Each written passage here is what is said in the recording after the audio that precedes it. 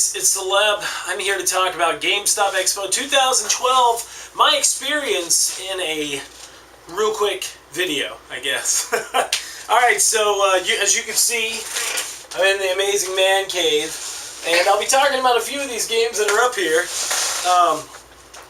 First and foremost, this is the first ever Gamestop Expo that they've had open to the public. Most of the times it's usually just a GameStop manager conference. They usually have it for about a week or about 4 days that the managers go down there and basically get a paid vacation from GameStop.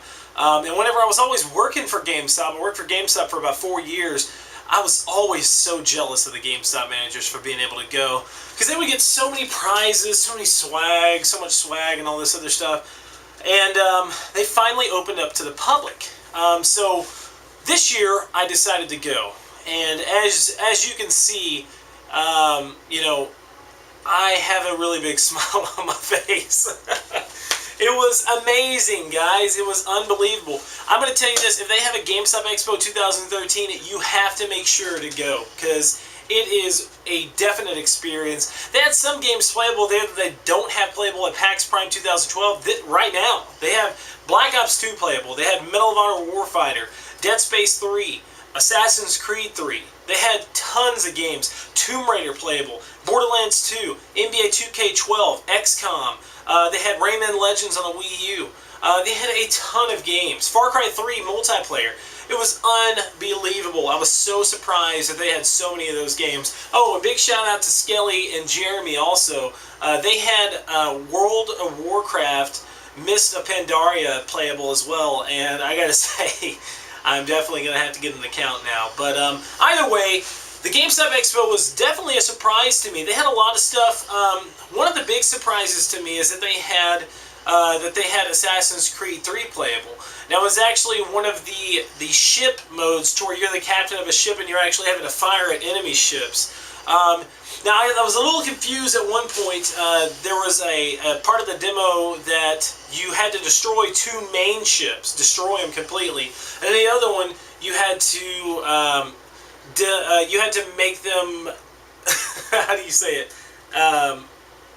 You had to stop the ship, basically. You had to disable them. You had to disable the ship. So I was sitting there firing on him and destroying him, and it would stop and restart. And I was like, what's going on? And then I had one of the Frag Dog cadets come over and tell me, well, you're not supposed to destroy it, you're supposed to disable it. So I had to go through the selections, and they actually have a selection on there to where you can choose different type of cannonballs. They have a chain cannonball on there that actually has 2 cannonballs on each side, chain connected in it, and it basically wraps around the sails of the boat and destroys the sails. And it was an amazing experience. Far Cry 3 multiplayer, I didn't play it too much. It was just real quick. The game itself is beautiful. It looks great. One of the main problems that I had is that it was a strange experience because there was everybody in this main general area playing it.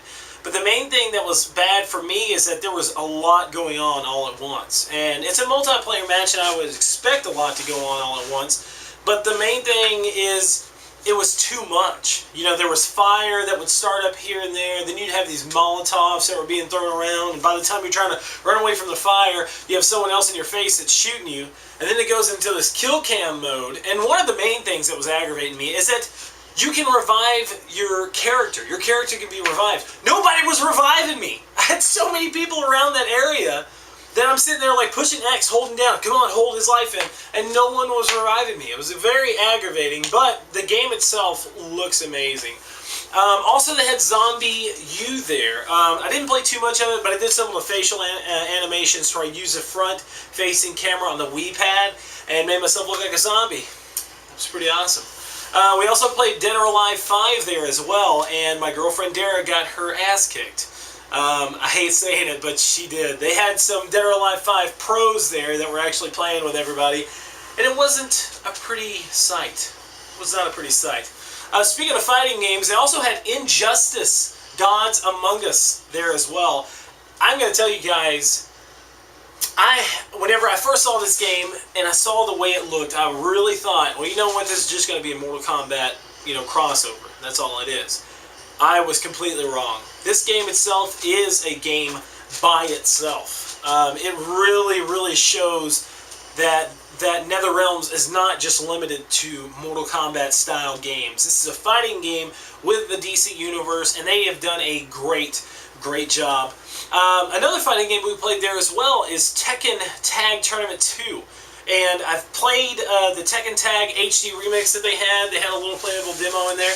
And I mean, you know, what do you expect? I mean, it's Tekken, you know, and that's a great thing. That's a really good thing that it's the same exact Tekken over and over again. So, you know, the only really awesome thing about the booth that they had there is that they were playing the Snoop Dogg remix, the Snoop Dogg song that he made for Tekken. And it was really hard not to get pumped up while you're playing that game.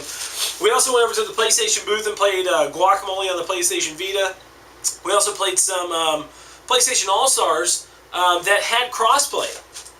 And that's one thing too, they had crossplay for the PlayStation Vita on PlayStation All-Stars and also on Street Fighter Cross Tekken.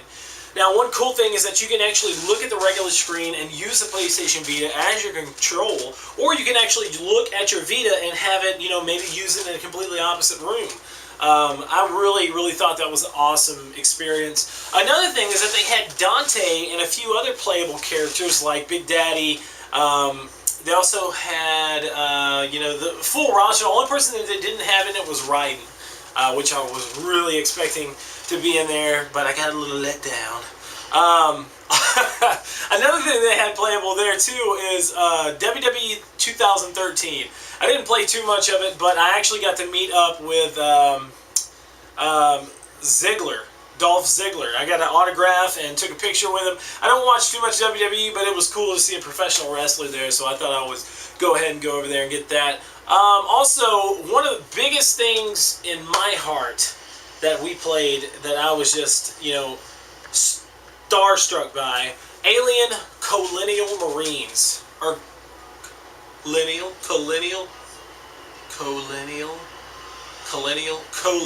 whatever. You know what I'm saying. I'm sure Jason's laughing right now. I have horrible grammar. But it was amazing. The multiplayer was so good, and they had some of the story playable as well. It was just a really great experience, guys. I'm going to tell you right now, if you don't get a chance to go to PAX Prime, if you don't get a chance to go to E3, make sure to go by the Gamestop Expo 2013 next year. It's open to the public. It's $35 for general admission, $100 for a VIP pass, and I definitely think you should get the VIP pass. VIP pass gives you full access to a VIP gaming lounge. It also gives you access to some of the sit-in theater moments to where you'll be able to see some of the behind scenes and sneak peeks of games like Call of Duty Black Ops and some other games that are come out next year. So guys, this is Soleb signing off. Make sure to check out secondopinionpod.com soon for more videos. Thanks a lot, guys.